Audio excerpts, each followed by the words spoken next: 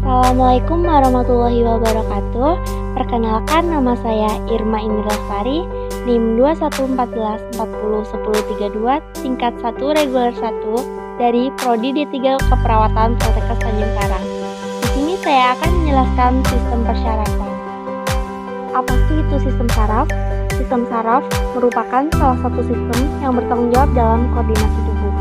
Keberadaan sistem saraf memampukan makhluk hidup untuk tanggap dengan cepat terhadap perubahan-perubahan yang terjadi di lingkungan dalam maupun luar tubuh. Tugas ini dilakukan dalam menyampaikan rangsangan perubahan-perubahan yang terjadi di lingkungan dalam maupun luar tubuh, yang diterima respon untuk dideteksi dan direspon oleh tubuh. Unit terkecil dari sistem saraf disebut neuron. Sistem saraf terdiri dari jutaan neuron. Setiap neuron tersusun dari badan sel, dendrit, dan akson.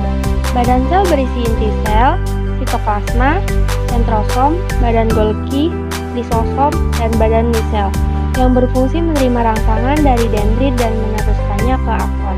Dendrit merupakan perluasan dari badan sel yang berfungsi menerima dan mengantarkan rangsangan ke badan sel. Bagian terakhir adalah akson. Akson sering disebut dengan neurit. Neurit merupakan serabut sel saraf panjang berupa perjuluran sitoplasma badan sel. Sistem saraf manusia. Secara umum, sistem saraf terdiri dari dua bagian, yaitu yang pertama sistem saraf pusat dan yang kedua sistem saraf tepi. Dan selanjutnya yaitu sistem saraf pusat. Sistem saraf pusat merupakan sistem saraf yang berfungsi mengintegrasi, memproses, dan mengkoordinasi data sentrik dengan perintah motrik pusat. Sistem saraf pusat terbagi atas. Yang pertama yaitu otak, yang kedua yaitu medula spinalis atau sumsum tulang belakang. Sistem saraf pusat terbagi atas dua bagian, yaitu yang pertama otak. Bagian-bagian otak terbagi menjadi tiga bagian, yaitu yang pertama cerebrum atau otak besar. Cerebrum terletak di bagian depan dan berfungsi mengatur semua aktivitas mental, yaitu yang berkaitan dengan kepandaian atau integrasi, ingatan atau memori, kesadaran, dan pertimbangan. Cerebrum terdiri atas tiga bagian, yaitu yang pertama frontal, yang berfungsi sebagai pusat perkembangan, kecerdasan, ingatan, kemampuan, dan sikap. Dan yang kedua yaitu temporal, yang berfungsi sebagai pusat pengantar kulit dan otot terhadap panas, dingin, sentuhan, dan tekanan. Dan yang ketiga yaitu orbital, yang berfungsi sebagai pusat penglihatan. Dan yang kedua cerebellum atau otak kecil. Cerebellum terletak tepat di atas bagian otak dan berfungsi mengendalikan dan mengkoordinasi gerakan-gerakan otot tubuh serta menyeimbangkan tubuh. Dan yang ketiga yaitu brainstem. Brainstem atau batang otak merupakan struktur pada bagian posterior batang otak. Batang otak berperan pada gerak volumeter, di mana batang otak merupakan jalur yang dilalui impuls rangsangan sebelum mencapai cerebellum. Tracus accumbens suara saraf yang mengantarkan impuls ke otak mengantarkan impuls rangsangan ke otak untuk diolah. Selanjutnya impuls respon diantarkan oleh tracus decumbens. Batang otak terdiri atas medula oblongata, pons, dan mesotalon atau otak. Medula bertugas mengontrol fungsi otomatis otak seperti detak jantung, sirkulasi darah, pernapasan, dan pencernaan. Pons bertujuan menghubungkan jalur sensor dari medula spinalis ke talamus dan otak kecil cerebellum. Pons berperan dalam regulasi pernapasan serta terlibat dalam transmisi sinyal dari struktur lain di otak, seperti otak kecil. Selain itu, pons juga terlibat dalam sensasi seperti pendengaran, rasa, dan keseimbangan, bahkan terlibat juga dalam regulasi tidur nyenyak maupun terjaga. Mesotalon berada pada wilayah tengah otak dan berperan melakukan sejumlah peran individu sangat penting seperti bangun atau tidur, kecemasan, kontrol motor, penindakan, penglihatan, serta pengatur tubuh. Terjadi penyelangan saraf-saraf kortikospinal pada perbatasan antara batang otak dan medula spinalis dan cerebellum ke medula otak karena menyilang ke otak kiri. Penyilangan ini menyebabkan bagian tubuh kanan dikendalikan oleh otak kiri dan bagian tubuh kiri dikendalikan oleh otak kanan. Bagian kedua sistem saraf pusat yaitu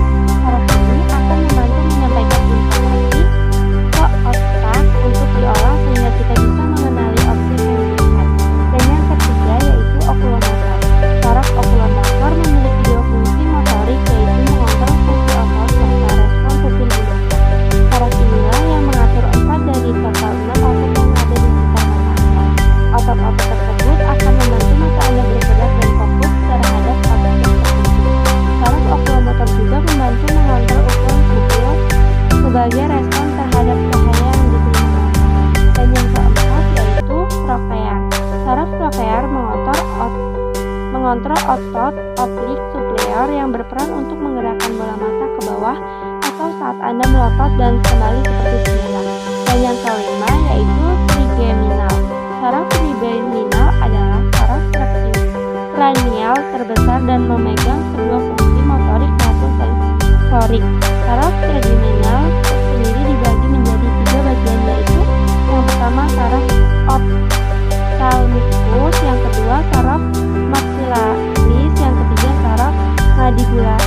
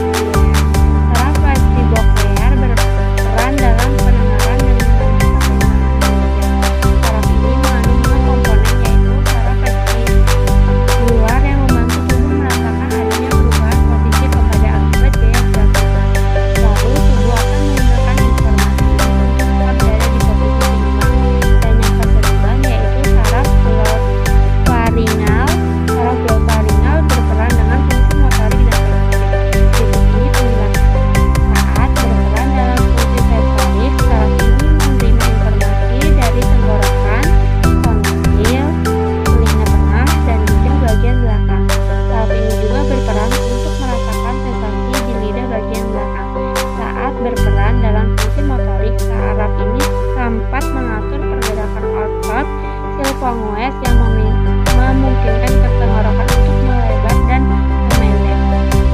Dan yang ke-10 yaitu saraf vagus. Saraf vagus memiliki fungsi mulai dari hal fungsi motorik, sensor, hingga pragmatik. Bagian sensor dari saraf ini berperan merasakan sensasi dari telinga bagian luar, tenggorokan, jantung, dan organ-organ yang terdapat di dalam. Dan yang ke-11 yaitu saraf cranial. Saraf cranial aksesoris. Saraf aksesoris berperan untuk mendukung motorik atau pergerakan dari otot leher. Otot inilah yang mengontrol otot di leher sehingga kita dapat menggerakkan leher sesuai keinginan. Dan yang ke-12 yaitu saraf hipoglottis. Saraf cranial yang terakhir adalah saraf hipoglottis. Saraf ini berperan untuk tugas motorik sebab saraf ini yang mengatur pergerakan otot leher. Dan di sistem saraf juga terdiri dari 31 pasang saraf spinal. 31 pasang saraf spinal terdiri atas 8 pasang nervus cervical, 12 pasang nervus thoracal, 5 pasang nervus lumbal, 5 pasang nervus sakral, dan